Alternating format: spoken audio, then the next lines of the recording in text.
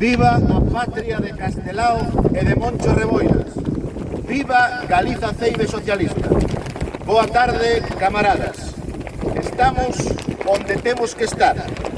Estamos porque queremos estar, mas basicamente porque debemos estar. Somos, pois, camaradas, veramente conscientes de que estamos hoxe aquí. Nesta mañá libre, nesta patria chamada Galicia, cincelada durante millares de anos polos homes e mulleres que hoxe nos identificamos con orgullo como galegos e como galegas, queremos reivindicar a necesidade de libertar o noso país, Galiza, da opresión nacional que padece polo Estado español e atinxir unha república socialista galega.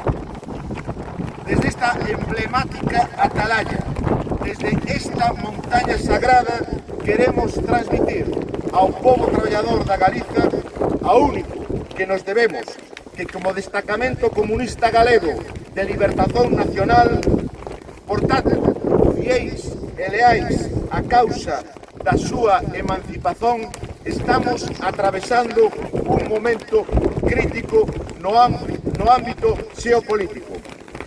E queremos facelo con honestidade e a sinceridade que debe caracterizar o accionar do comunismo revolucionario. Hoxe é aquí, con a solemnidade que nos inspira o Pico Sacro, esta majestuosa montaña de Seixo, queremos alertar das dúas grandes ameazas que padecemos como clase e como nación. Estamos nas portas dunha conflagración de incalculables consecuencias ao que nos está conducindo o éxtase militarista da oligarquía como mecanismo para tentar atrasar a inevitável detonación do capitalismo senil e agónico. Camiñamos face unha guerra contra Rusia e contra o emerxente mundo multipolar. E a diferenza de outras etapas históricas, a inmensa maioría da nosa clase está deixándose arrastrar, desmobilizada e en silencio face un conflito bélico no que só nos vamos por os mortos, a dor e a desolación. Para logralo, sen gran oposición, levan anos preparando o terreno mediante a intoxicación e a manipulación da realidade.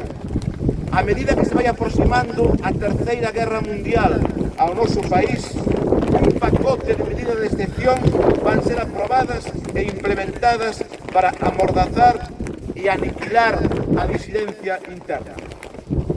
Non podemos seguir deixándonos enganar pola demagoxia do goberno progre nen polo discurso enganoso da oposición fascista. O noso pobo intúe o que pode acontecer, mas o grao de amorfismo e desarticulación da clase obreira é tan elevado que estamos permitindo que a economía de guerra se instale con naturalidade e pacíficamente, que a burguesía promove por un lado o resurdido fascismo e polo outro o fomento de atractivas causas completamente inofensivas para os seus intereses envoltas en celofane multicolor de apariencia progresista. Se non logramos reverter ideolóxica e políticamente o engano ao que estamos sendo sometidos, os planos de guerra global da OTAN e da Unión Europea serán implementados con facilidade polas perversas élites que gobernan Occidente. A igual que en 1914, os comunistas temos o deber histórico de dar a batalla ideolóxica para desmascarar o militarismo e as forzas colaboracionistas que no seu do noso povo justifican a guerra en base a falacias e enganos.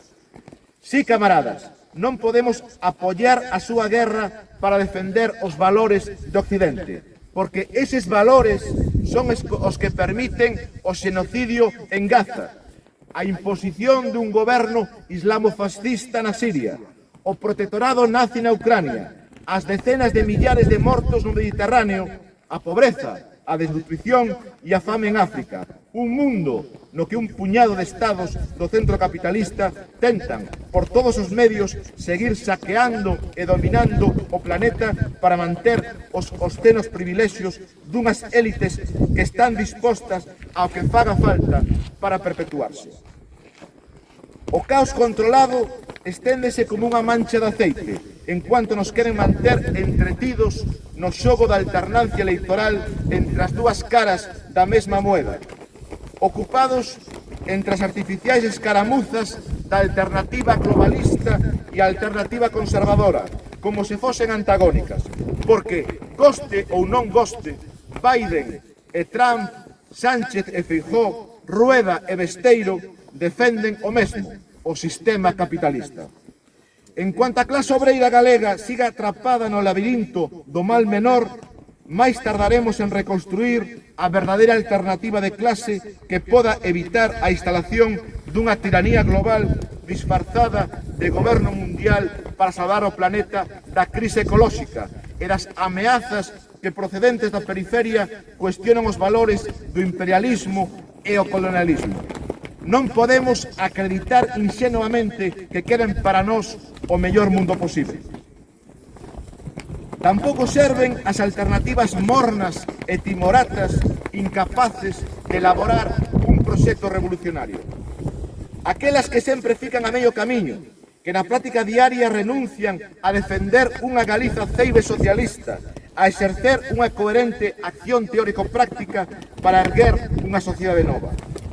Que por moi ben intencionadas que estexan, son incapaces de desprenderse da súa vocación conformista de seren a esquerda do sistema.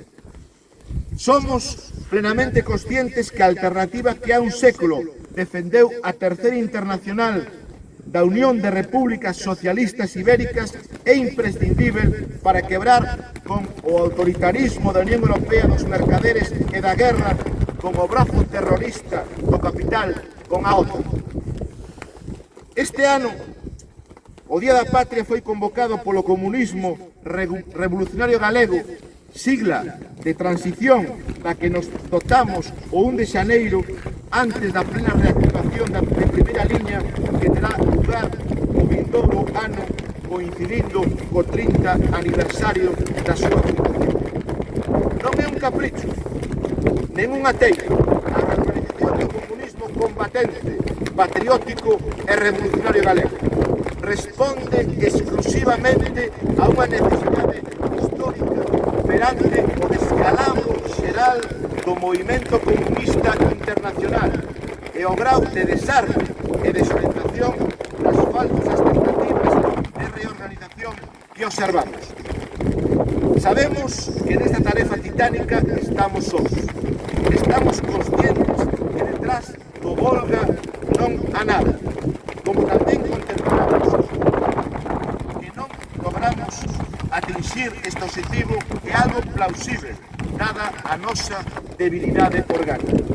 Mas estamos plenamente conscientes e convencidos da nosa inmensa fortaleza ideolóxica e, basicamente, de que temos do noso lado a verdade e a razón.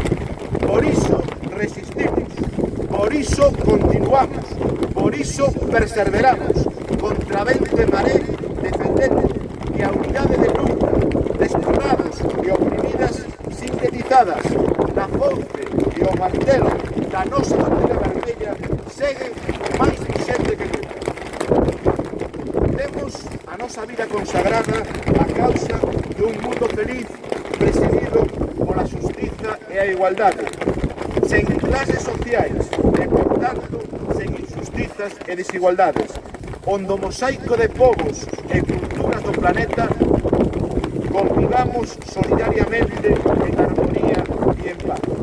Este mundo de beleza e amor soñado desde há millares de anos ao que Marx chamou comunismo.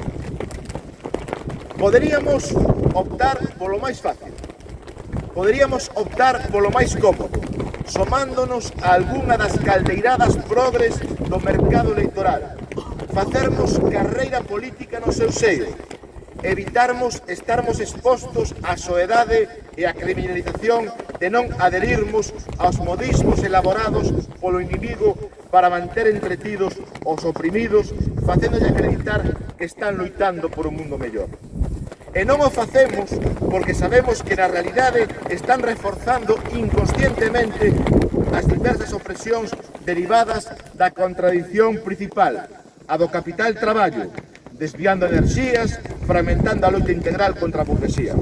Sabémolo porque a experiencia histórica así o constata, que sen combatela directamente é inviável conquistar máis liberdades e destruir as múltiplas dominacións intrínsecamente ligadas ao capitalismo. Non temos medo nen complexos en dar a batalla ideolóxica.